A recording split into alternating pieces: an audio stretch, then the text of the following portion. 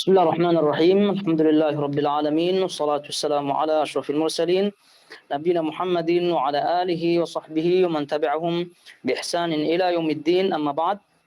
Ayyuhal ikhwati wal akhawat, rahimakumullah, jamaah semua yang dirahmati Allah Azza wa Jalla. Kembali kita dipertemukan oleh Allah Subhanahu wa taala dalam majelis ini. Semoga apa yang kita laksanakan, kegiatan kita hari ini termasuk dalam amal soleh yang diterima oleh Allah Subhanahu wa taala. Baik, kita lanjutkan pada kajian sekarang kitab Al-Aqidah At-Tahawiyah yang masuk pada poin yang ke-54 dalam kitab terjemah tersebut.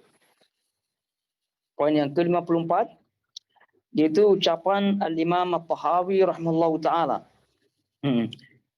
Kata beliau, wa nusammi ahla qiblatina muslimin mu'minin madamu bima jaa bihi Nabi sallallahu alaihi wasallam mu'tarifin walahu bikulli ma qalahu wa akhbara musaddiqin.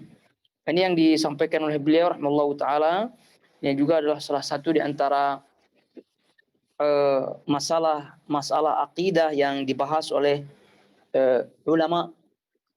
Di antaranya adalah masalah yang disebutkan di sini oleh Imam At-Tahawi. Kata beliau, dan kita menamakan orang-orang yang sholat menghadap kiblat kami sebagai orang-orang muslim, orang-orang mukmin, selama mereka mengakui apa yang dibawa oleh Rasulullah SAW dan membenarkan segala apa yang beliau ucapkan dan khabarkan. Baik. Jadi ini yang disebutkan oleh Imam Tahawi, yakni masalah akidah, penetapan seseorang menjadi muslim, mukmin atau tidak. Penetapan seorang menjadi muslim atau mukmin atau tidak. Nah, ini masalah yang penting bagi kita semua untuk kita ketahui tentunya, yaitu bila atau kapan kita sebutkan seorang itu sebagai muslim, sebagai mukmin, atau sebagai non-muslim, non-mukmin. Dan ini karena ini akan berkonsekuensi pada masalah selanjutnya, yaitu masalah takfir. Masalah takfir yaitu mengkafirkan, mengeluarkan seseorang dari kawasan daerah kaum muslimin. Nah, kata beliau cukup simpel, kata beliau rahimahullahu taala di sini, yaitu wa nusammi ahla qiblatina, dan kita menamakan orang-orang yang sholat menghadap kiblat kami sebagai orang-orang muslim, orang-orang mukmin. Itu dah cukup dah. Ditetapkan dia sebagai seorang muslim, seorang mukmin, sebagai ditetapkan mereka dengan cukup mengerjakan sholat, secara zahir, karena berkaitan dengan hukum-hukum, ya, berkaitan dengan hukum sebagaimana yang disebutkan oleh Imam Asy-Syatibi rahimahullahu taala dan juga para imam yang lainnya, al-aslu fil hukmi bil-zawahir, yaitu asal hukum atau asal penggambilan daripada hukum itu adalah al-zahir, secara zahirnya. Jadi kalau ada orang yang sedang sholat, kemudian puasa dan seterusnya dari amalan-amalan yang zahir, maka itu telah kita hukumi dia telah mengerjakannya, gugur kewajibannya. Adapun pahala dan seterusnya itu kaitannya dengan Allah Subhanahu wa taala. Nah, kita ambil secara zahir. Nah, dia apabila telah menghadap kiblat, jadi kata beliau wa nusammi ahla qiblatina muslimin, dan kita menamakan orang-orang yang sholat menghadap kiblat kami sebagai orang muslim, sebagai orang mukmin. Ya cukup menjadi syarat, ya sudah, itu kita hukumi dia sebagai muslim. Nah, maka untuk mentakfirnya, untuk mengkafirkan mereka, ini masalah berat dan nanti ada bahasan dalam poin berikutnya. Jadi apabila mereka telah melakukan secara zahir, maka itu kita tetapkan. Nah, dalam hal ini, masalah iman, sebagaimana kita ketahui, masalah iman dan masalah Islam, karena disebut di sini ahla qiblatina wa nusammi ahla qiblatina muslimin mu'minin.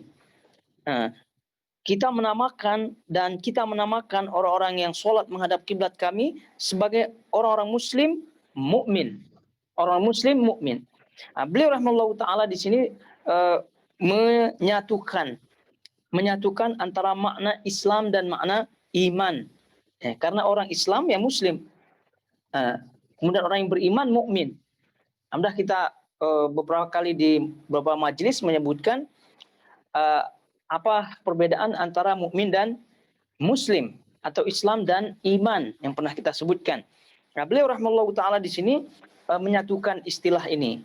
Nah, jadi kalau orang itu disebut Muslim maka insya Allah dia beriman. Kembali kita ingatkan bahwa masalah Islam dan masalah iman ini apabila ada pada satu teks, ada dalam satu nas, ini menunjukkan Islam itu amal yang zahir. Kemudian iman itu amal yang batin. Nah, itu perbedaannya, yaitu Islam itu adalah kaitannya dengan amal-amal zahir, sholat, puasa, sedekah, haji, dan seterusnya. Kemudian kalau iman itu berkaitan dengan amal yang batin. Ya, iman kepada malaikat, iman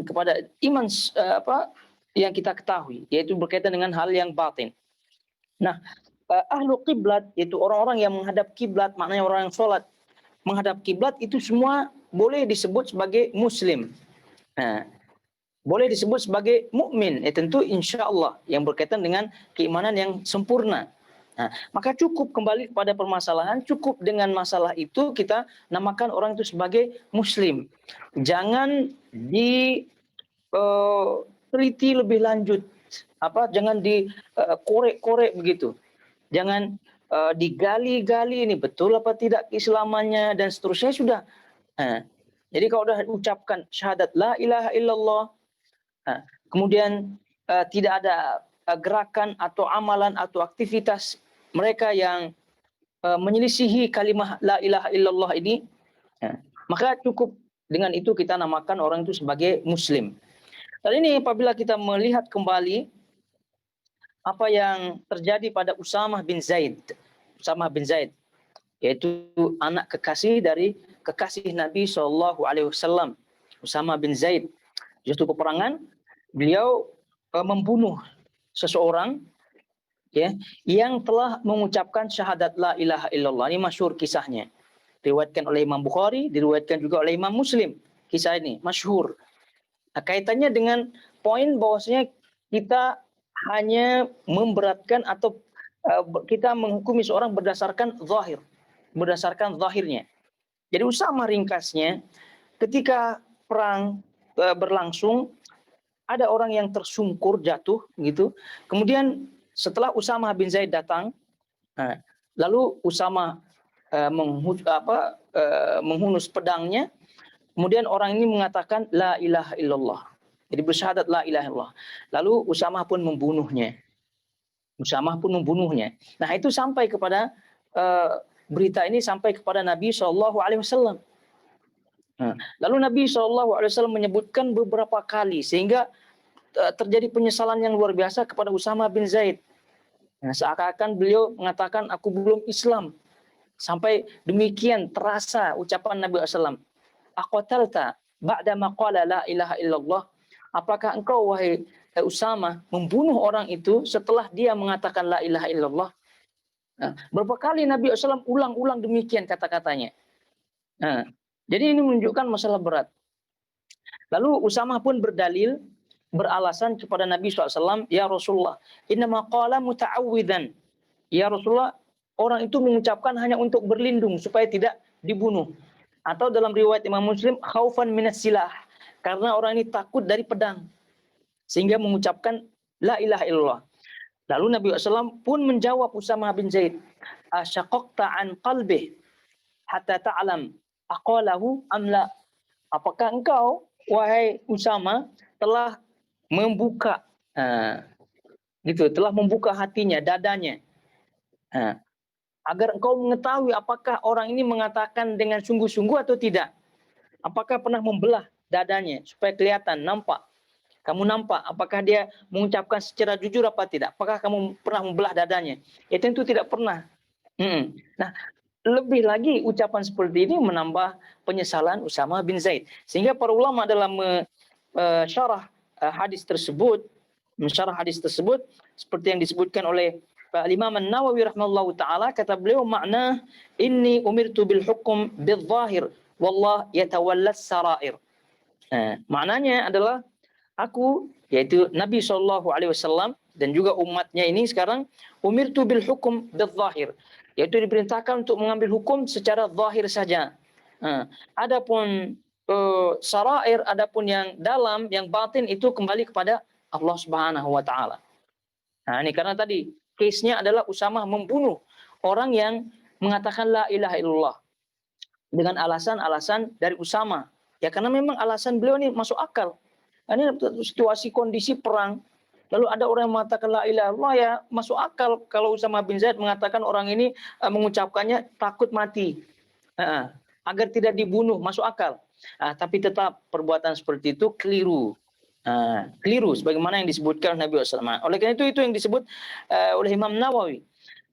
Adapun Ibnu Hajar rahimahullahu taala pun demikian di dalam mensyarah hadis ini menyebutkan kulluhum ajma'u ala anna ahkamid dunya ala adh-dhahir wallahu yatawalla as-sarair. Kulluhum yakni setiap para ulama ijma' sepakat bahwasanya hukum-hukum yang ada di dunia ini diambil berdasarkan zahir. Wallah yatawalla sarair. Adapun masalah batin itu kembali kepada Allah Subhanahu wa taala. Dari sini diketahui bahwa masalah keislaman seseorang, masalah keimanan seseorang ini kita hukumi secara zahir. Maknanya kita ketahui sebelumnya iman. Nih sekarang di sini ada teks Imam At-Tahawi menyebutkan seorang muslim, seorang mukmin. Maknanya Islam dan iman disebutkan dalam satu teks. Islam secara zahir, iman secara batin. Kalau kita ketahui iman itu sendiri itu berkaitan dengan takrir, ya, ketetapan, wa tasdiq, pembenaran dalam hati, kemudian al-qaul bil lisan, yaitu mengucapkan dengan lisan. Nah, di sini definisi iman yang sama-sama kita ketahui bahwa berkaitan dengan penetapan, berkaitan dengan pembenaran, itu semua berkaitan dengan sarair, berkaitan dengan yang batin, hal yang batin dalam hati. Nah, al-qaul bil lisan, ucapan dengan lisan, itulah yang zahir. Itulah yang zahir. Maka yang zahir inilah sebagai ukurannya, sebagai ukuran keimanan, keislamannya. Jadi kalau orang itu mengatakan asyhadu an la ilaha illallah Muhammad Rasulullah, ya udah bismillah kita sebut Islam saja. Ya jangan ragu-ragu atas keislamannya, yang mentang-mentang orang itu maksiat dan seterusnya sebagaimana yang disebutkan oleh Al-Imam Ibnu Abil Izz Al-Hanafi rahimallahu taala di dalam mensyarah ucapan Al-Imam At-Tahawi di sini. Jadi apa kata beliau rahimahullahu taala di dalam mensyarah Al-Imam At-Tahawi, kata beliau al-maqsud bidzalika, maksud dari ucapan Al-Imam At-Tahawi ini, kata beliau anna kullaman yadda'i al-Islam, bahwa setiap orang yang mengklaim diri mereka Islam, mengatakan diri mereka Islam, wa yastaqbil al-Ka'bah fi shalah, dan menghadap kiblat ketika salat, walam yastahil ma'luman minal Islam, walam yastahil ma'luman minal Islam tahrimuhu, dan tidak menghalalkan suatu yang diharamkan oleh Islam dengan yang jelas, dengan secara jelas. Artinya tidak menghalalkan suatu yang telah diharamkan Islam dengan keharaman yang jelas. Ya, contoh khamar jelas, zina jelas, itu jelas. Makanya kalau ada yang mengatakan halal, ini berarti sudah tidak, ini sudah lain. Tapi kalau kaitannya dengan asma wa sifat, ya, mentakwil sifat-sifat Allah dan seterusnya, itu agak saru, samar. Kalau itu cerita lain. Tapi ya udah jelas-jelas mencuri haram tadi, korupsi haram, bohong haram. Ini kalau dia sebut halal, ini tidak masuk dalam ucapan ini. Jadi kita ulangi. Maksudnya adalah, yaitu maksud ucapan Imam Tahawi adalah, ini ucapan Ibnu Abil Izz Al-Hanafi dalam syarah At-Tahawi. Anna kullaman yad'al Islam, setiap orang yang mengklaim, mengatakan diri mereka beragama Islam, wa yastaqbil al-Ka'bata fi shalah, dan menghadap kiblat ketika salat, walam yastahil ma'luman minal Islam, ma'luman min Islam tahrimu, dan tidak menghalalkan suatu yang diharamkan oleh Islam dengan keharaman yang nyata, wa saddaqa bi kulli ma akhbara bihi Rasul, dan membenarkan setiap apa yang datang dari Rasulullah SAW, wa i'tarafa bi sidqi ma ata bihi min al-aqaid wa syara'i wal ahkam, dan mengakui kebenaran apa yang dibawa oleh beliau SAW dari akidah, dari syariat, dari hukum-hukum, fa innana nutliqu alaihi ismal Islam wal iman. Maka demikian orang-orang itu kita sebut mereka Islam, iman, yaitu beragama Islam dan beriman. Wala nukaffirhu bidzambin ma lam yastahilluhu, dan kita tidak mengkafirkannya dengan suatu dosa yang mereka perbuat selama dosa itu tidak dihalalkannya. Wa ma lam yartakib naqidan min nawaqidil Islam amidan wa huwa ya'lam, dan selama mereka tidak berbuat pembatal amalan-amalan yang membatalkan Islam secara sengaja sementara dia mengetahuinya. Aneh, ucapan Ibnu Abil Izz Al-Hanafi rahimahullahu taala menjelaskan ucapan Al-Imam At-Tahawi, yaitu kita kembali kepada ucapan Imam At-Tahawi dan kita menamakan orang-orang yang sholat menghadap kiblat kami sebagai orang muslim, orang mukmin selama mereka mengakui apa yang dibawa oleh Rasulullah SAW dan membenarkan segala apa yang beliau ucapkan dan khabarkan. Nah, tadi telah lalu nukilan pembacaan dari ucapan Ibnu Abil Izz Al-Hanafi rahimahullah. Sudah jelas sekali. Jadi kalau orang itu sudah sholat, kemudian tidak menghalalkan apa yang diharamkan dengan keharaman yang jelas, sudah membenarkan apa yang berkaitan dengan dosa dan seterusnya, itu cerita lain. Nah, tapi ini poin kita adalah seorang itu dikatakan sebagai muslim, ya, masuk dalam kawasan Islam, selanjutnya haram darahnya, haram kehormatannya dan seterusnya. Nah, ini yang jadi poin yang ada di sini. Dan itu walaupun orang itu berdosa, ya, jadi kebanyakan ada sebagian orang gitu yang mendengar berita ya artis lah ya, artis atau apalah yang artis lah begitu. Jadi ragu-ragu pula, ada yang meragukan keislamannya. Nah, jadi si fulan artis atau si fulan dari kalangan yang olahraga misal dan seterusnya, ya, dipaham sendiri lah ya. Pergi haji, ada saja orang yang bilang itu hajinya itu sengaja saja. Kemudian dia syahadatnya itu untuk dia supaya dia terkenal saja. Kemudian dia pergi ini supaya banyak followernya lah begitu. Jadi ucapan-ucapan semacam ini yang kita pelajari di sini. Nah, itu sarair namanya, hal-hal yang rahasia, hal yang batin. Maka itu urusannya kepada Allah Subhanahu wa taala. Yang jelas kita hukumi dia secara zahir. Kalau haji, ya dia pergi haji gitu. Kalau syahadat, ya syahadat. Ya, kaitannya dengan artisnya, nanti dia bernyanyi, dia nanti berolahraga, ikut di boxing, main bola dan sebagainya, itu kisah lain, ya. Jadi tadi jangan seperti orang-orang yang seperti tadi. Jadi ada pemain bola masuk Islam, dia bilangnya itu sengaja. Ada artis masuk Islam, itu supaya lebih terkenal lagi, lebih banyak subscribernya begitu dan seterusnya. Nah, itu semua menyelisih akidah Ahlussunnah wal Jamaah. Baik. Nih. Jadi jelas ya, masalah poin yang ke-54 ini, bahwa apabila seorang itu telah bersyahadat la ilaha illallah apapun profesinya dan masuk ke dalam apa yang disebutkan oleh tadi Al-Imam Ibnu Abil Izz Al-Hanafi, salat menghadap kiblat, tidak menghalalkan apa yang diharamkan yang sudah jelas, gitu, membenarkan apa yang datang dari Rasulullah SAW, juga daripada akidah, syariat, hukum, maka sudah cukup kita sebut sebagai Islam. Apapun profesinya atau mungkin maksiat yang dilakukan, itu cerita lain. Nah, baik, itu poin yang ke-54. Kemudian selanjutnya yang ke-55 kata beliau, wala nakhudu fillah wala numari fi dinillah. Kita tidak boleh berbicara terlampau dalam tentang Allah, dan tidak boleh juga mendebat yang tidak punya makna dalam masalah agama. Nah, ini masalah ini juga sering kita sebut ya dalam masalah perdebatan, kemudian masalah kumpul-kumpul bersama orang-orang yang suka berdebat, kumpul-kumpul bersama orang-orang yang menyelisihi akidah. Nah, ini semua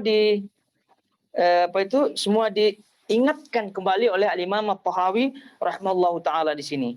Nah, jadi dalam hal ini wala nakhudu fillah.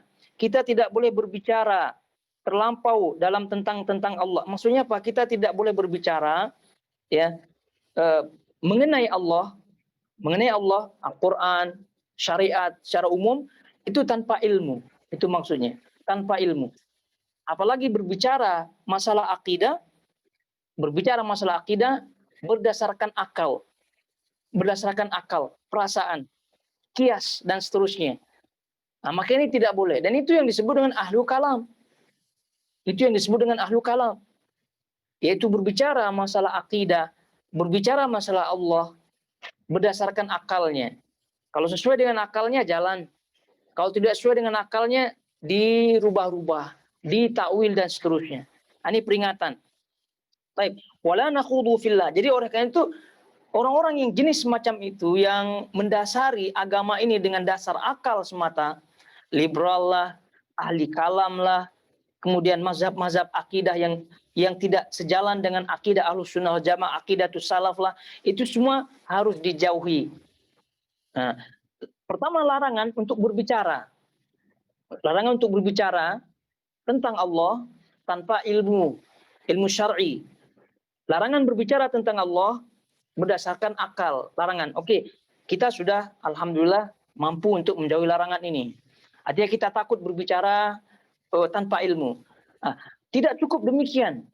Kita juga harus menjauhi itu semua. Jangan pula menjauhi tidak berbicara atau tidak berbicara dengan akalnya dan seterusnya, tapi suka mendengar. Ya, suka membaca orang seperti itu, suka bergaul, kepo istilahnya. Ya, bermajlis dengan mereka. Nah, ini juga masalah. Oleh itu Allah Subhanahu wa taala menyebutkan dalam surah Al-An'am ayat 68. Al-An'am ayat 68. Jadi wa idza ra'aital ladzina yakhuduna fi ayatina fa'rid anhum hatta yakhudu fi haditsin ghairihi. Nah, ini. Jadi wa idza ra'aital ladzina yakhuduna fi ayatina. Jadi jika kamu melihat orang-orang, jika kamu yaitu Muhammad di sini, Muhammad, ya kalau sudah disebut Muhammad berarti masuk umatnya, kita semua. Jika kamu melihat orang-orang yang yakhudu fi ayatina, al-khawd di sini seperti yang disebutkan oleh Al-Imam Ibnu Katsir rahimallahu taala, bitakdzib wal istihza, yaitu berbicara tentang mengenai ayat-ayat Al-Qur'an dan syariat Islam itu dengan kebohongan, dengan istihza, olok-olok, kebohongan dan memperolok. Nah, jadi jika kamu melihat orang-orang yang berbicara mengenai ayat-ayat, mengenai Al-Quran, mengenai syariat dengan kebohongan, artinya tidak sesuai dengan dalil, lalu memperolok-olok, kata Allah Subhanahu wa taala, fa'arid anhum, jauhilah mereka. Hatta yakhudu fi haditsin ghairi. Sampai mereka merubah obrolannya, merubah topik pembicaraannya. Jadi selama topik pembicaraannya itu, jadi kita selama itu kita harus menjauhinya. Dan ini juga ayat ini mengingatkan kepada kita bahwa selalu kita ingatkan dalam kehidupan kita di alam akhir zaman ini, dunia internet tidak boleh dipisahkan oleh kita, tidak bisa dipisahkan. Maka kita sebut ada dunia maya, maka kita disebut ada dunia nyata. Terutama dalam pandemi sekarang ini COVID-19, kebanyakan kita bermajlis di dunia maya. Karena itu hati-hatilah bermajlis. Jadi jika majlis tersebut atau berbentuk grup lah, berbentuk meeting lah dan seterusnya, maka cek ya grupnya itu bagaimana, majlisnya itu bagaimana. Apakah di majlis selamat dari olok-olokan, selamat dari hal-hal yang tadi yang harus dijauhi, berbicara tentang Allah tanpa ilmu apa tidak? Ya kalau tidak selamat, kata Allah, fa'arid anhum. Jauhilah mereka, jauhilah majlis-majlis tersebut. Nah, jadi kalau udah jelas grup, misal grup WhatsApp kita, atau misal grup Facebook kita, udah jelas di situ, udah tak jelas lagi pembicaraannya, ya udah, jangan ragu-ragu untuk keluar. Nah, jangan ragu-ragu untuk keluar. Keluar sajalah grupnya, walaupun kawan lah di situ dan seterusnya, tapi kita tidak mampu. Udah melampau di situ pembicaraannya. Berkaitan dengan hal-hal yang menyelisihi akidah, terutama. Nah, jadi oleh itu jangan ragu-ragu untuk keluar. Karena pada hakikatnya ini dunia maya ini berkaitan dengan internet itu pun baru-baru, gitu, baru-baru. Apalagi WhatsApp lah, Facebook kan baru-baru. Jadi sebelum itu kan kita pun tenang juga hidup. Nah, jadi ada orang yang, aduh, kalau keluar grup minta ada kawan lah, Facebook nanti tidak ada kawan. Memang sebelum itu memang hidup di mana? Iya, hidupnya di mana sebelum ada Facebook? Hidup juga. Dan bahkan malah lebih tentram malah, lebih tenang malah. Sekarang karena udah kebiasaan, terlalu biasa dalam hidup seperti itu, kalau tak komen sehari, maka tangannya gatal. Ya, kalau tak komen sehari, maka kepalanya pening. Nah, itu masalah. Kalau tak tengok baca komen orang, itu dia pun sudah lain lah begitu. Nah, ini tak perlu diperhatikan ya. Fa'arid anhum, jauhilah mereka. Hatta yakhudu fi haditsin ghairi, sampai mereka rubah topik pembicaraannya. Ya kalau boleh dirubah ya alhamdulillah, kita kembali lagi. Tapi kalau tidak ya sudah. Maaf gitu kan. Jadi harus kita keluar. Kemudian kata ayat ini surah Al-An'am ayat 68, wa imma yunsiyannaka syaitan fala taq'ud ba'da dzikra ma'al qaumidz zalimin. Jadi kata Allah Subhanahu wa taala di sini, jika syaitan melupakanmu atau membuat kamu lupa, jadi membuat kamu lupa artinya terlanjur gitu bermajlis di situlah, lupa. Oleh karena itu Ibnu Katsir rahimahullahu taala di sini kata beliau dalam ayat ini, wal murad bihada kullu fardin atau kullu fardin fardun min ahadil ummah. Jadi maksud di sini peringatan kepada setiap umat, setiap pribadi-pribadi umat. Allah yajlisa ma'al mukadzibin alladzina yahrifuna ayatillah wa yad'unaha ala ghairi mawadhi'iha fa in jalasa ahaduhum ma'ahum nasiyan fala taqut ba'da dzikra ba'da tadhakkur ma'al qaumidz zalimin. Jadi maksud ayat ini adalah kata beliau peringatan bagi setiap pribadi umat ini, pribadi umat Muhammad SAW untuk tidak bermajlis bersama orang-orang yang tadi, yang mendustakan, yang tidak yang mendustakan, yang merubah ayat-ayat Allah, menempatkan bukan pada tempatnya, gitu. Untuk tidak bermajlis dengan mereka.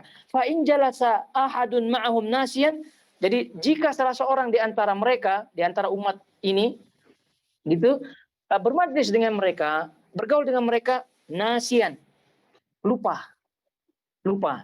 Mungkin juga lupa nih banyak faktornya ya, tertipulah, terpengaruhlah, begitu karena tak tahulah, macam-macam lah, nasiyan, lupa kata beliau.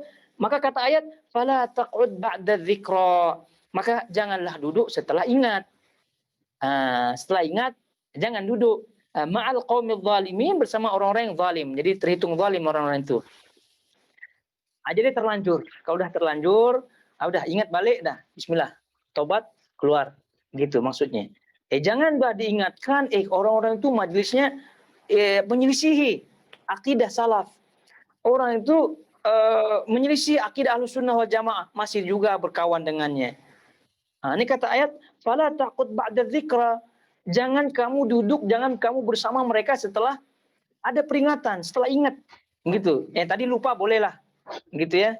Jadi karena kita ini kan al-khata' wan nisyan itu sifat daripada manusia, salah dan lupa. Tapi kalau udah diingatkan ya jangan sengaja-sengaja lupa. Jadi itu dia. Berkawan, bermajlis, ikut grup dan seterusnya, ini sebagai ukurannya. Kalau udah liberal kat situ, di situ kemudian menyelisih akidah Sunnah wal Jamaah, yang apalagi sudah jelas dan seterusnya Syiah, kemudian dan seterusnya daripada kelompok-kelompok yang menyelisih akidah Sunnah Jamaah, jangan ragu karena ayat mengatakan ini, fala taqud ba'da dzikra. Nah, jangan kamu masih bersama mereka setelah diperingatkan. Nah, karena kalau udah diingatkan, setelah ingat masih duduk juga ya, itu babnya lain dah. Memang sengaja dah, ada niat. Kita ada niat. Naudzubillah min dzalik. Jadi wala nakhudu fillah, kembali pada ucapan Imam At-Tahawi. Wala nakhudu fillah wala numari fi dinillah, kita tidak boleh berbicara terlampau dalam tentang, maksudnya berbicara tanpa ilmu. Itu ringkasnya. Dan tidak boleh juga mendebat yang tidak punya makna dalam masalah agama. Itu mendebat juga demikian. Jadi jangan sampai menuntut ilmu, dan ini diperingatkan oleh Nabi Shallallahu Alaihi Wasallam, itu menuntut ilmu untuk berdebat. Itu naudzubillah. Jadi ilmu ini untuk diamalkan, ilmu ini untuk disampaikan, bukan untuk diperdebatkan. Nah, jadi menampak-nampakkan ilmunya dan seterusnya. Itu hendaknya kita hati-hati. Oleh karena itu dalam hal ini kata Imam Ibnu Abil Izz Al-Hanafi rahimallahu taala, kata beliau dalam hal ini, wala nakhudu fillah wala numari fi dinillah. Kata beliau, la nakhudu fi dzatillah taala wa sya'nih. Jadi kita tidak berbicara tentang zat Allah dan sifat-sifat Allah, perbuatan Allah tanpa ilmu. Fahadha syai'un ghaibiyun, karena masalah ini adalah masalah ghaib. La yudrikuhu makhluk, yang tidak diketahui oleh makhluk, yang makhluk tidak sampai padanya. Bal numsik 'anil kalam fi dzalik. Tapi kita jaga, kita diam dari berbicara tentang itu, ya, tanpa ilmu. Wa innama faqat naktafi bi an nusammi Allah bima samma bihi nafsuh. Tapi kita cukup menamakan apa yang telah dinamakan Allah Subhanahu wa taala untuk dirinya. Wa nasifuhu bima wasafa bihi nafsuh, dan kita mensifatkan sebagaimana yang disifati oleh Allah. Wala na'tadi hudud al-akhbar sahih fi dzalik, dan kita tidak melampaui batasan-batasan khabar-khabar yang sahih dalam masalah ini. Jangan melampaui batas. Khabar sahih mengatakan ini, akalnya tidak sesuai, jadi berbicara berdasarkan akalnya, maka ini disebut melampaui. Kama annana la numari wa nujadil fi dinillah ta'ala. Juga demikian halnya kami tidak berdebat. Tidak berdebat di dalam masalah agama yang sudah jelas. Wala nalqish syubah ala ahli haq fa in hadza min talbis wal ifsad. Dan juga tidak menyebarkan syubhat kepada ahli haq, kepada orang-orang yang sudah mendapatkan kebenaran. Karena ini termasuk talbis wal ifsad, dan kerusakan. Termasuk talbis. Itu apa itu talbis? yakni merusak, tipu daya, termasuk tipu daya dan kerusakan.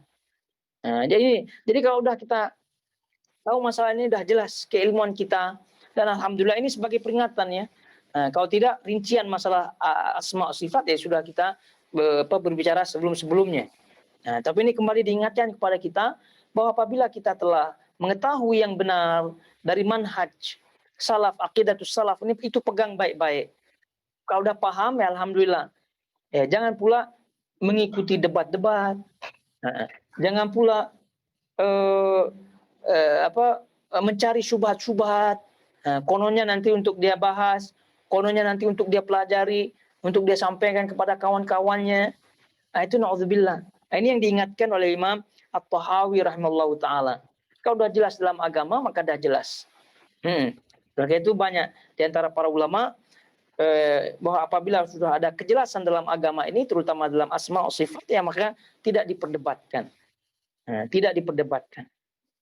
Jadi kalau sudah demikian, kalau ada yang mengajak debat dan seterusnya, ya sudah. Debat itu maknanya apa? Untuk mengakui keunggulan. kemenangan. Nah, sementara kita sudah merasa menang, dalam arti kita sudah merasa yakin kebenaran apa yang kita yakini. Maka kita tidak perlu lagi mendebatkannya. Karena itu masalah debat, jidal, ini tidak termasuk menjadi asas manhaj salaf. Boleh debat, boleh, tapi tentu dengan ada syarat-syaratnya. Ada syarat-syaratnya. Tapi yang asalnya itu tidak. Karena debat ini ujung-ujungnya apa itu? Ya menampakkan dirinya. Kemudian juga ujung-ujungnya lawan debatnya itu yang tadi yang tidak dikenal menjadi dikenal.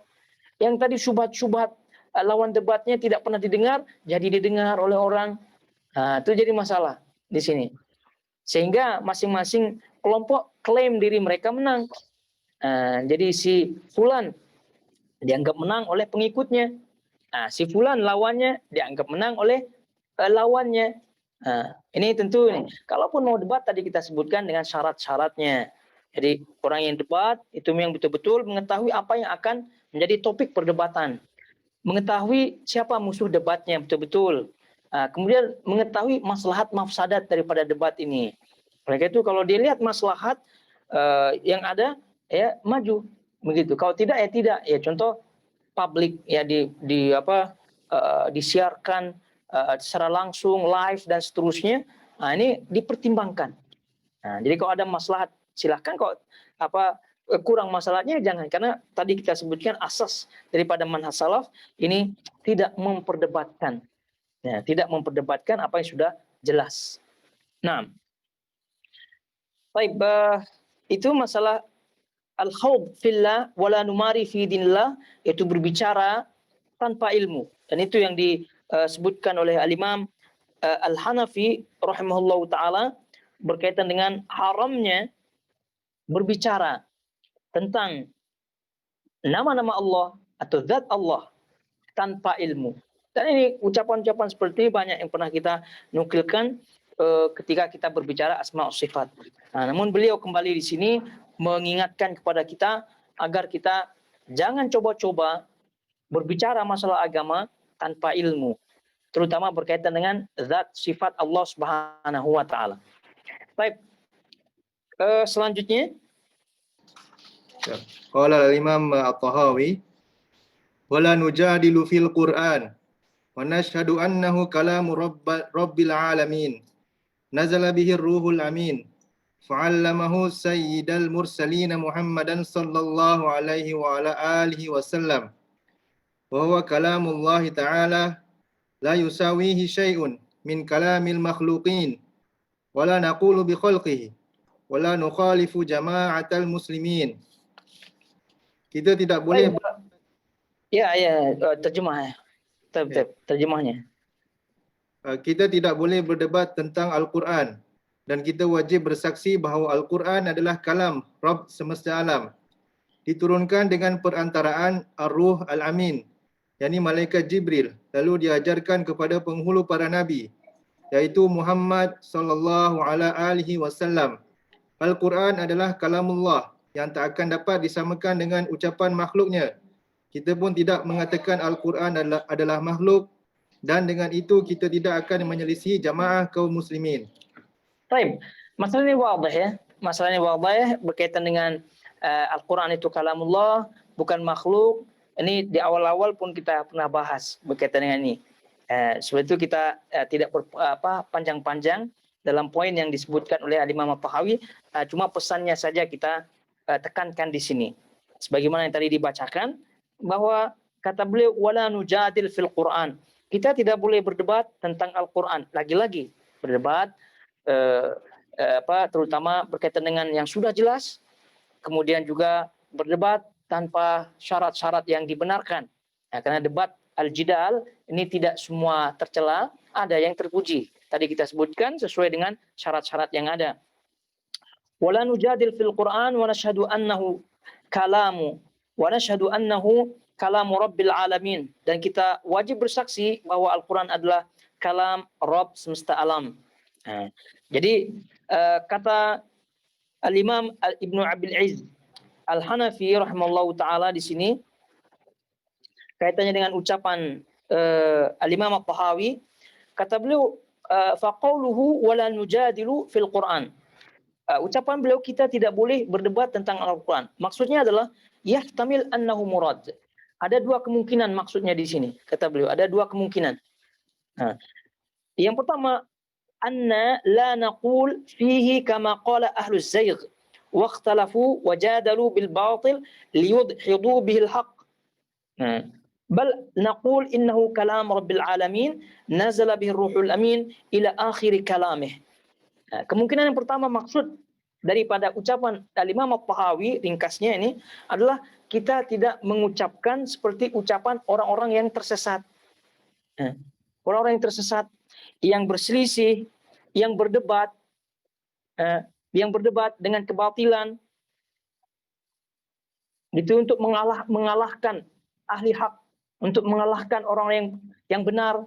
Ini kita tidak ucapkan seperti ucapan-ucapan mereka. Maknanya kita tidak mengikuti mereka. Sebagaimana ucapan kita sebelumnya. Tidak mengikuti ucapan-ucapan mereka. Jadi kalau sudah jelas orang itu orang liberal, orang itu ahlu kalam, dan seterusnya, maka kita tidak mengucapkan, kita tidak berpendapat seperti pendapat mereka. Nah, ini maksud daripada Al-Imam At-Tahawi yang pertama. Yang kedua kata beliau, wa yahtamil annahu arada, yang kedua, kemungkinan yang dimaksudkan oleh Imam At-Tahawi an la nujadila fil qiraati tsabita bal naqra'uhu bi kulli ma thabata wa sah wa kullun minal ma'nain haq. Makna kemungkinan yang kedua adalah kita tidak perdebatkan tentang qiraat bacaan Al-Qur'an yang sabit, yang ditetapkan, yang mutawatirah. Bal naqra'uhu bi kulli ma thabata wa sah. Tapi kita membaca Al-Qur'an dengan bacaan riwayat yang ditetapkan dan yang sahih. Nah, jadi periwayatan qiraat yang mutawatir, qiraat as-sab'ah, qiraat al-ashar, qiraat yang 7, qiraat yang 10, itu adalah qiraat mutawatir dengan sanadnya. Kemudian talaqi dari guru ke guru sampai Rasulullah SAW. Ada 7, ada 10. Ini secara keumuman yang pernah kita ketahui. Semuanya sabit, semua tetap. Semua berdasarkan riwayat-riwayat yang sahih. Maka dalam hal ini tidak diperdebatkan. Nah, ini makna yang kedua, tidak diperdebatkan. Debat sana sini apakah benar apa tidak qiraat sabah ini, benar apa tidak qiraat asyar, qiraat yang 10 apa tidak, ragu-ragu dengan qiraat tersebut. Ini maksudnya. Tidak, tapi justru malah kita baca, kita pelajari kalau ada waktu. Nah, kita pelajari kalau tidak ada waktu. Kalau tidak ada waktu ya cukup satu riwayat saja. Nah, boleh apa tidak membaca Al-Quran dengan satu riwayat saja? Boleh. Misal sekarang kita mengenal riwayat Hafs an Asim. Di Nusantara dan kebanyakan dunia Islam sekarang ini itu membaca Al-Quran dengan riwayat tersebut. Karena memang Mekah, Madinah pun membaca Al-Quran dengan bacaan tersebut. Tapi intinya bahwa apabila bacaan tersebut telah tetap, yang 7, yang 10, dengan riwayat yang mutawatir, maka jangan debat-debat lagi. Jangan dipertanyakan, diragukan lagi. Nah, itu makna kedua daripada ucapan Imam At-Tahawi, yaitu kalau kata beliau, kita tidak boleh berdebat tentang Al-Quran. Tadi dua makna tadi kita sebutkan, tidak mengikuti ucapan, tidak mengikuti pendapat orang-orang yang menyimpang. Itu yang pertama. Yang kedua, tidak berdebat, yakni kita membaca, gitu ya, kita menetapkan bacaan yang sahih, bacaan yang tetap dari qiraat mutawatirah, baik yang sab'ah maupun yang al-ashrah. Nah, gitu. Kata Imam Ibnu Abil Izzah Hanafi, wa kullun minal ma'nayin haq. Kedua makna tersebut hak, benar. Kedua makna tersebut benar. Baik yang pertama, yaitu tidak mengikuti ucapan pendapat orang-orang yang menyimpang, atau pendapat yang kedua, atau kemungkinan yang kedua, yaitu mengikuti bacaan yang sahih, tidak memperdebatkannya. Maka kata beliau, wa kullun minal ma'nain haq. Dua makna ini hak, benar. Jadi itu ketika kita membaca, kita tidak boleh berdebat tentang Al-Quran, maka kedua makna itu yang kita hadirkan dalam pemahaman kita. Baik. Kemudian kata beliau rahimahullahu ta'ala, wa nashhadu annahu kalam rabbil alamin, dan kita wajib bersaksi bahwa Al-Quran adalah kalam Rabb semesta alam. Ada kita sebutkan definisi dari Al-Quran beberapa kali. Kita sebutkan definisi dari Al-Quran. Ini dia. Kalamullah, kalamu Rabbul Alamin, wa huwa kalamullah ta'ala la yusawi syai'un, fa'allamahu sayyid al-mursalin, Muhammadan SAW, wa huwa kalamullah ta'ala la yusawi syai'un min kalamil makhluqin, wa la naqulu bikhalqihi, wa la nukhalif jama'atul muslimin. Jadi kembali kita ingatkan definisi daripada Al-Quran itu, yaitu kalamullah, bukan makhluk. Nah, dari ucapan Al-Imam At-Tahawi kita ingat kembali definisi Al-Quran itu. Definisi daripada Al-Quran, yaitu kalamullah, firman Allah, kalamullah ghair makhluk, bukan makhluk. Kalamullah bukan makhluk. Ini penting.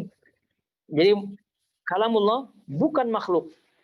Karena kalau sebut kalamullah saja nanti takutnya kalam versi Asy'ariyah yang pernah kita sebutkan. Kalamun nafsi menurut mereka. Kalam jiwa saja. Kalam maknawi. Bukan kalam yang zahir, bukan ucapan yang zahir, yang ada lafaznya, yang ada maknanya, yang lafaznya, ada hurufnya, bukan. Itu bukan kalam versi Asy'ariyah, Maturidiyah, bukan. Dan itu kita tidak ikut. Maka masuk kepada ucapan la nujadil fil Quran. Jadi kalau demikian, kita ketahui maka kita tidak ikuti ucapan-ucapan seperti itu. Walaupun ucapannya benar, kalamullah benar. Tapi untuk menyelisih mereka ya kita pastikan lagi kalamullah ghair makhluk, kalamullah bukan makhluk. Kemudian kalamullah ghair makhluk yang diturunkan oleh Allah Subhanahu wa taala, anzalahullah, yang diturunkan oleh Allah Subhanahu wa taala biwasitati Jibril, yang melalui perantaraan Jibril. Melalui perantaraan Jibril. Kemudian al-muta'abbadu bitilawatih. Bacaannya terhitung termasuk ibadah. Bacaannya termasuk ibadah. Huruf per huruf termasuk ibadah. Kemudian al-mawjud fi daffati al-mushaf, yang ada pada lembaran-lembaran mushaf. Yang ada pada lembaran-lembaran mushaf. Yaitu mushaf Utsmani, mushaf yang telah dikumpulkan oleh Khalifah Utsman bin Affan radhiyallahu taala anhu. Jadi ini definisinya. Kalamullah, ucapan Allah, firman Allah, bukan makhluk, yang diturunkan kepada Nabi SAW dengan perantaraan Jibril, yang bacaannya merupakan termasuk ibadah yang ada pada lembaran-lembaran mushaf.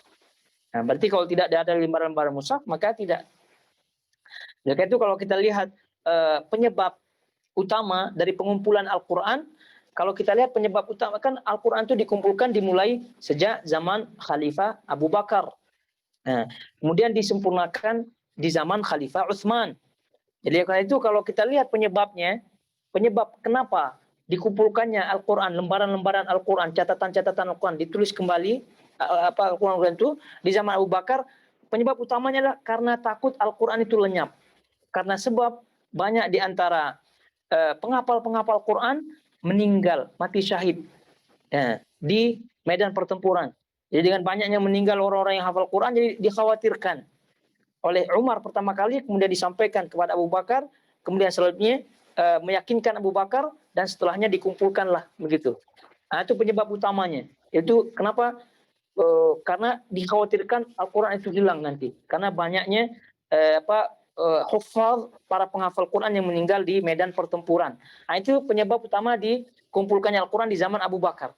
Kalau penyebab utama dikumpulkannya Al-Quran di zaman Utsman bin Affan, bukan itu. Tapi penyebab utama adalah dikhawatirkan banyaknya bacaan. Banyaknya riwayat, bacaan. Jadi dikumpulkanlah dalam bacaan Quraisy. Bacaan Quraisy. Begitu. Nah, sekarang mushaf yang ada disebut mushaf Utsmani karena telah disatukan oleh Utsman bin Affan. Namun demikian adanya tetap periwayatan bacaannya itu boleh, ada 7, ada 10 riwayat yang mutawatir. Yang tadi kita sebutkan pun tidak boleh kita ragu-ragu lagi. Sudah jelas itu. Nah, baik. Jadi itu. Jadi Al-Quran kita persaksikan, kita tidak boleh ragu-ragu di dalamnya berkaitan dengan 2 hal kemungkinan tadi, dengan cara tidak ikut ucapan-ucapan pendapat yang tidak jelas, pendapat orang yang menyimpang, kemudian mengikuti membacanya dengan bacaan yang mutawatir. Baik, lalu kata beliau, wa huwa kalamullah ta'ala la yusawihi syai'un min kalamil makhluqin wa la naqulu bi khalqihi wa la nukhalif jama'atal muslimin. Wa la nukhalif jama'atal muslimin.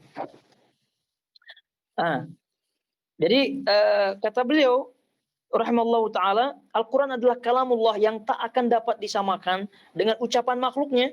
Kita pun tidak mengatakan Al-Qur'an adalah makhluk, dan dengan itu kita tidak akan menyelisihi jamaah kaum muslimin. Artinya jamaah kaum muslimin, ya, maksudnya adalah di sini ulama-ulama salaf dari kalangan sahabat, kemudian tabi'in dan seterusnya, yang pada asalnya mereka meyakini dengan keyakinan yang benar. Lalu setelah ada Jahmiyah, lalu kemudian Mu'tazilah yang kita tak paham bersama akidah mereka adalah apa yang mengatakan Al-Qur'an adalah makhluk dan seterusnya. Itu sudah menyelisih jamaatul muslimin.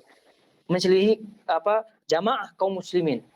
Jadi oleh karena itu dari ucapan Al-Imam At-Tahawi di sini jelas, ya, jelas bahwasanya manhaj salaf itu adalah hakikat daripada jamaah kaum muslimin. Salaf dari sahabat, tabi'in, tabi'in dan yang mengikuti jejak metode dalam memahami agama, itulah yang disebut dengan jamaah kaum muslimin secara hakiki. Secara hakiki. Itulah ahlus sunnah wal jamaah yang sebenarnya. Dari ucapan Imam Tahawi langsung yang kita baca sendiri. Lalu apabila kita merujuk kepada ucapan Nabi SAW, sudah jelas lagi ma'ana alaihi wa ashabi. Itu yang dimaksud dengan jamaah. Jamaah yang dimaksud adalah apa yang aku berada di atasku dan berada di atasnya para sahabat. Jejak-jejak mereka itulah jamaah kaum muslimin. Jadi kalau kita sebutkan pendapat Mu'tazilah, pendapat Asy'ariyah, apakah disebut jamaah kaum muslimin? Tidak.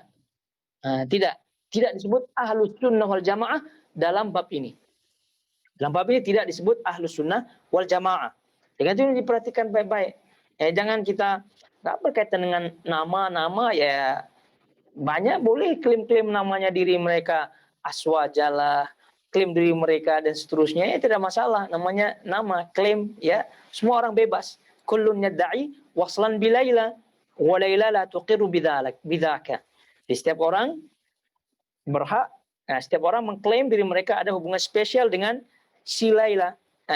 Tapi Laila tidak mengakui hubungan tersebut. Itu pepatah seperti mereka-mereka ini juga. Baik, apa yang disebutkan oleh Imam Ibnu Abil Izz Al-Hanafi rahimallahu taala berkaitan dengan ini, berkaitan dengan kebatilan i'tiqad khalqul Quran, i'tiqad keyakinan yang mengatakan Al-Quran itu makhluk sebagai syarah daripada ucapan Al-Imam At-Tahawi, kata beliau, wa qawluhu wa la naqulu bi khalqihi wa la nukhalif jama'atal muslimin. Ucapan Al-Imam At-Tahawi, kita tidak mengatakan Al-Quran makhluk dan kita tidak menyelisihi jama'atul muslimin. Apa kata beliau? Tambihun ala anna man qala bi khalqil Quran faqad khalafa jama'atal muslimin. Peringatan. Jadi ucapan dari Imam At-Tahawi ini adalah sebagai peringatan bahwasanya barang siapa yang mengatakan Al-Quran itu adalah makhluk, faqad khalafa jama'atal muslimin, maka sungguh dia telah menyelisihi jamaah kaum muslimin. Fa inna salafal ummah, karena sesungguhnya salaf umat ini, siapa salaf umat ini? Sahabat, tabi'in, tabi'in, kulluhum muttafiqun, semua mereka semua bersepakat ala annahu kalamullah bil haqiqati ghair makhluk, bahwa sesungguhnya Quran itu adalah merupakan kalamullah secara hakikat, bukan majaz, secara hakikat, ghair makhluk, bukan makhluk. Ditekankan oleh Imam Ibnu Abil Izz Al-Hanafi secara hakikat, bukan secara majaz, seperti pendapat Asy'ariyah tadi kita sebutkan. Mereka sebut kalamullah tapi secara majaz, yaitu kalam yang dimaksud adalah kalam nafsi, kalam yang ada dalam diri. Maksud hati itu yang dimaksud dengan kalam. Adapun ucapan lafaz per lafaz yang mereka tidak sebut ucapan. Ini menyelisih akidah Ahlussunnah wal Jamaah. Kemudian kata beliau, wa anna la nukhalif jama'atal muslimin fi jami'i ma ittafaqu alaih fa inna khilafahum zayghun wa dalalun wa bid'atun. Ini kata ucapan beliau. Wa anna, dan kami sekali-kali tidak menyelisihi jamaah kaum muslimin, kami tidak menyelisihi jamaah kaum muslimin pada atau dalam seluruh apa pada seluruh apa yang mereka sepakati, pada seluruh masalah-masalah yang mereka sepakati. Jadi kami tidak menyelisih jamaah kaum muslimin pada masalah-masalah atau pada seluruh masalah-masalah yang mereka sepakati. Jadi tidak hanya ini, tidak hanya kalamullah, tapi apa yang disepakati dalam masalah akidah secara keumumannya itu kami tidak menyelisihi.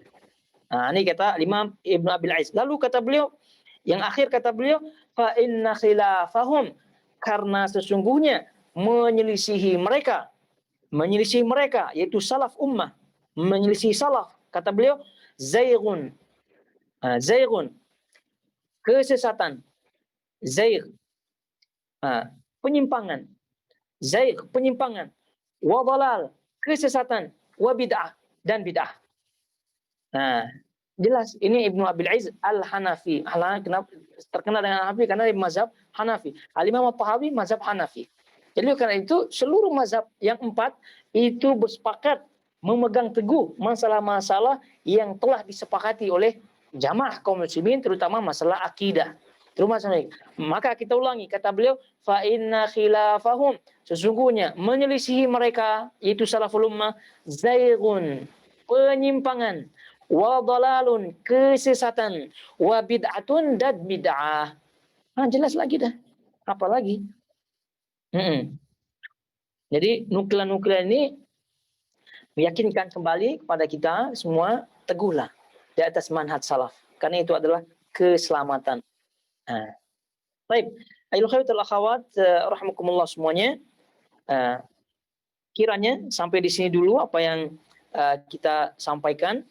Untuk poin-poin berikutnya insyaallah kita akan lanjutkan pada kajian-kajian berikutnya. Semoga Allah Subhanahu wa taala memberikan kita taufik untuk kelancaran kajian kita, ya. Lancar dalam melanjutkan baik online maupun offline nantinya, dan jangan lupa terus berdoa agar Allah mengangkat pandemi wabak COVID-19 ini sehingga aktivitas kita kembali normal. Nah, dan juga kita berdoa agar Allah memberikan kita pemahaman kepada dalam agama, menjauhkan kita dari orang-orang yang tersesat, menyimpang dan seterusnya, sehingga kita berjumpa dengan Allah dalam keadaan murni, diridhai oleh Allah Subhanahu wa taala. Nah, kalau ada pertanyaan di sini, type. Di sini ada pertanyaan, Ustadz, seorang laki-laki Islam dibolehkan kawin dengan perempuan ahli kitab. Apakah itu ahli kitab? Mereka percaya Isa anak Tuhan, bersembahyang di gereja. Jadi macam mana? Adakah dia dikira Islam? Baik, ada pertanyaan, seorang laki-laki sekarang,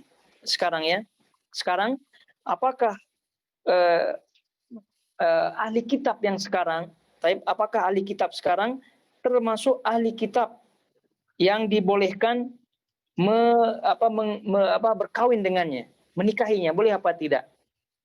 Ini sepakat para ulama mazhab 4 membolehkan menikah dengan ahli kitab. Nah, tentu yang menikahnya laki-laki. Ya, kalau perempuan tak boleh. Nah, jadi laki-laki boleh, ini kesepakatan ijma. Nah, berdasarkan dalil-dalil yang banyak, ya. Di antaranya surah Al-Maidah ayat 5. Surah Al-Maidah ayat 5 di situ. Al-yauma uhilla lakumut thayyibat.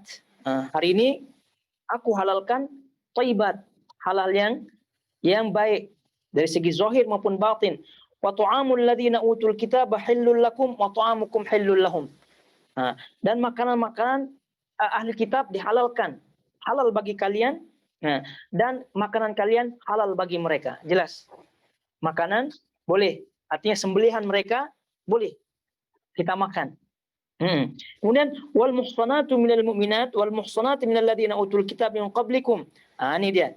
Dan orang-orang yang suci dari golongan ahli kitab, perempuan-perempuan ahli kitab halal bagi kalian. Jadi perempuan-perempuan kaum mukminin perempuan-perempuan ahli kitab halal. Nah, jadi dalam ayat ini makanan, kemudian perempuan-perempuannya itu halal. Halal. Nah, sekarang pertanyaannya, jadi kita tidak ragu lagi kehalalannya. Ya, ini berbicara hukum asal ya. Berbicara hukum asal. Boleh apa tidak laki-laki menikah dengan kitab, hukum asalnya boleh. Tapi bukan berarti keutamaan. Karena wanita muslimat itu banyak. Gitu. Untuk apa juga pilih-pilih ahli kitab. Gitu. Yahudi, Nasrani. Untuk apa? Nah, tapi ini berbicara hukum asalnya. Kalau bicara boleh apa tidak, ya boleh. Tapi bukan suatu keutamaan. Sekarang pertanyaan ahli kitab, apakah sekarang ahli kitab masuk ke dalam ahli kitab yang disebut oleh Al-Quran apa tidak?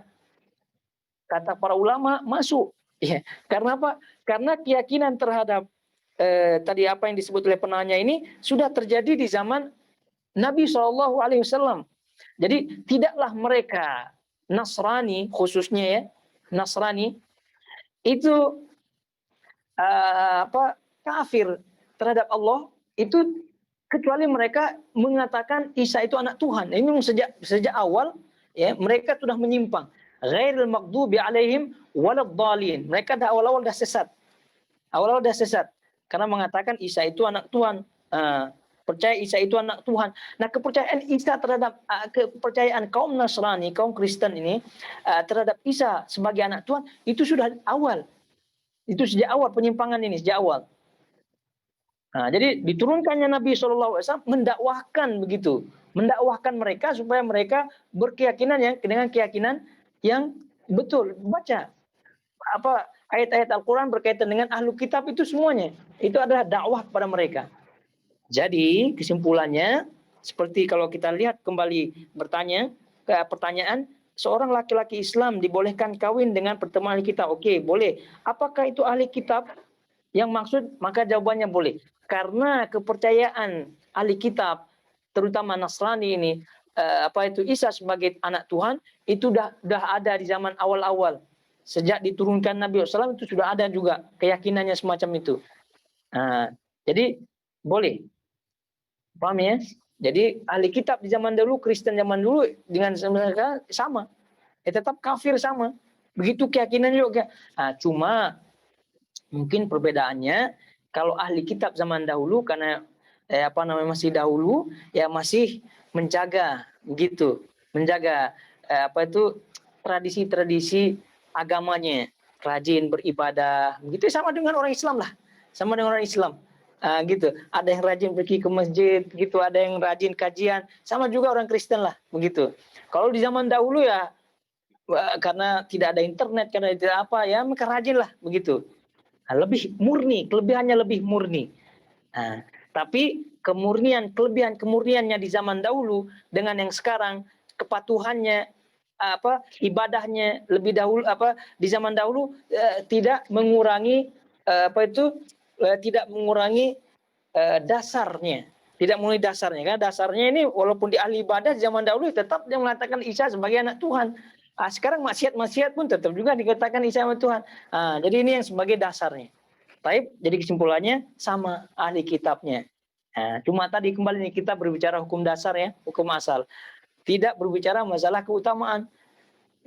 Jadi kalau ahli kitab zaman dahulu ya sudah meyakini Isa sebagai anak Tuhan, dan kalau kita lihat kerajinannya ibadahnya luar biasa, Masya Allah, rajin ibadah di zaman dahulu, itu pun tidak dianjurkan untuk dinikahi, apalagi zaman sekarang, gitu.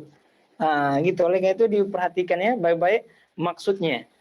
Hukum dasarnya itu pembicaraan lain, keutamaan itu pembicaraan lain. Ini silahkan cari muslimat-muslimat yang luar biasa, banyak dan salihah. Baik.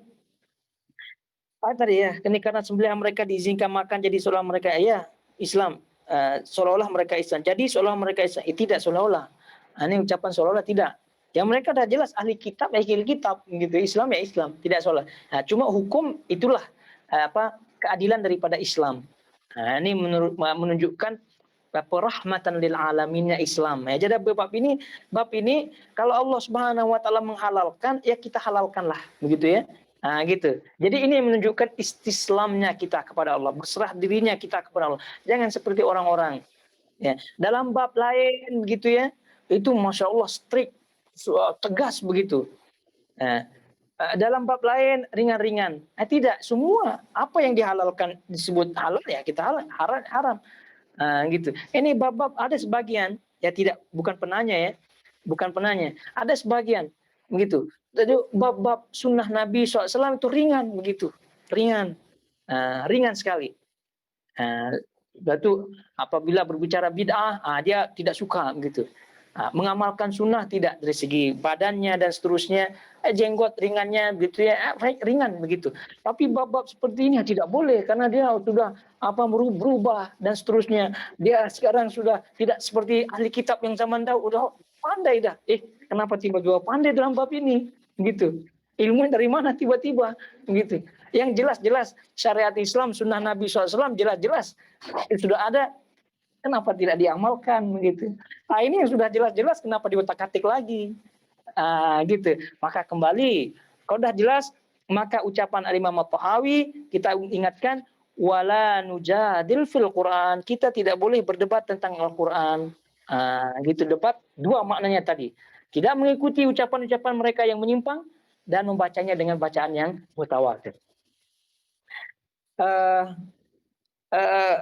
Ini banyak pertanyaan ini ya, tapi ini tidak masalah, kita baca.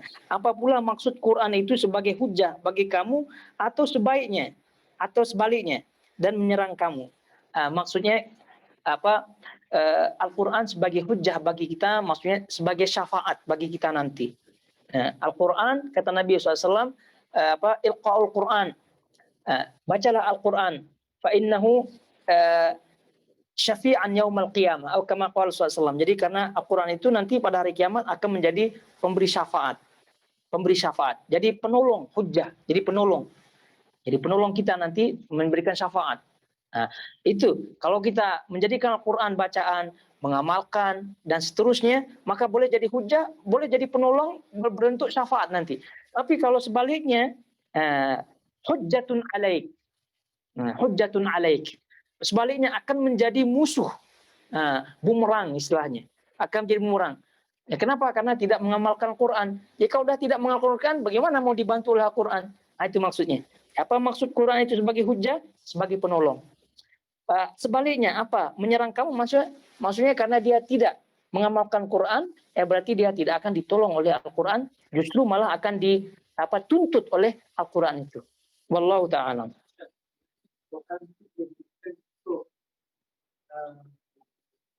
Manfaat diri boleh jadi bumerang.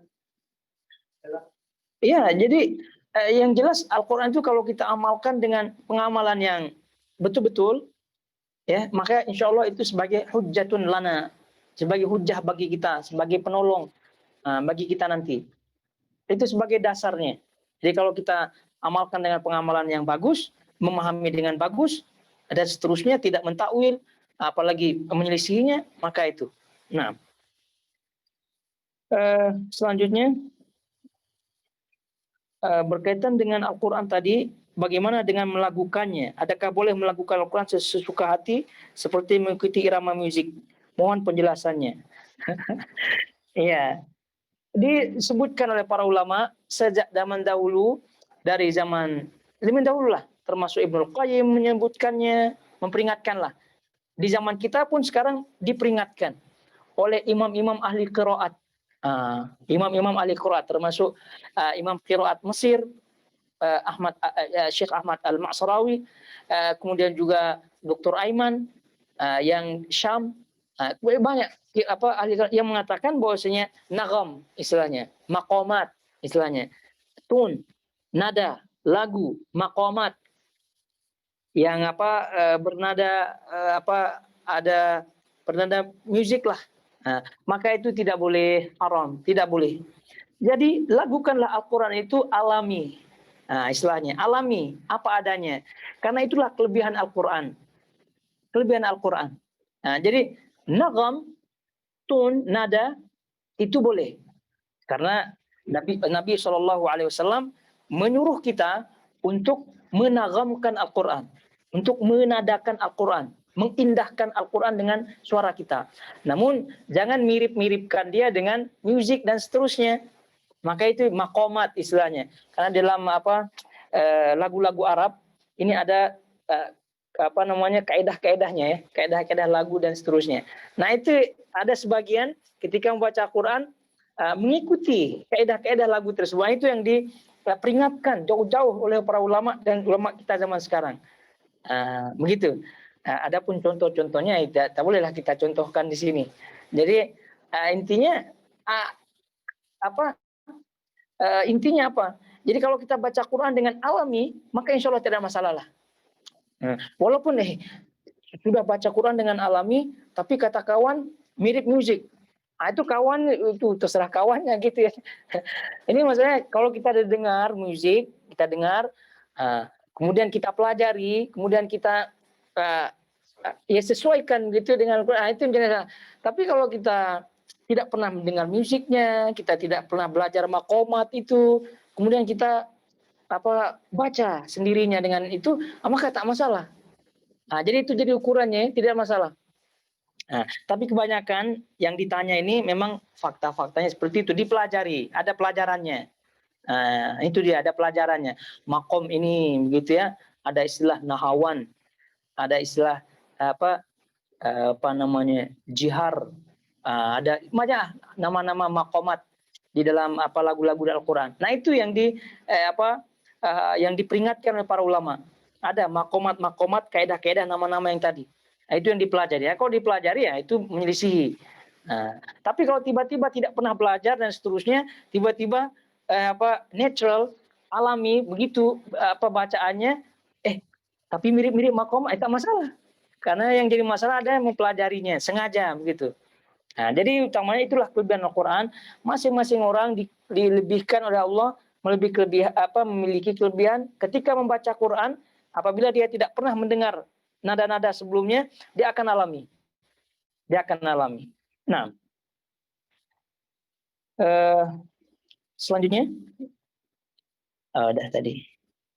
Ya, baik, itu saja ya, habis. Kalau demikian kita tutup. Subhanakallahumma bihamdik asyhadu an la ilaha illa anta astaghfiruka wa atubu ilaik. Wassalamualaikum warahmatullahi wabarakatuh.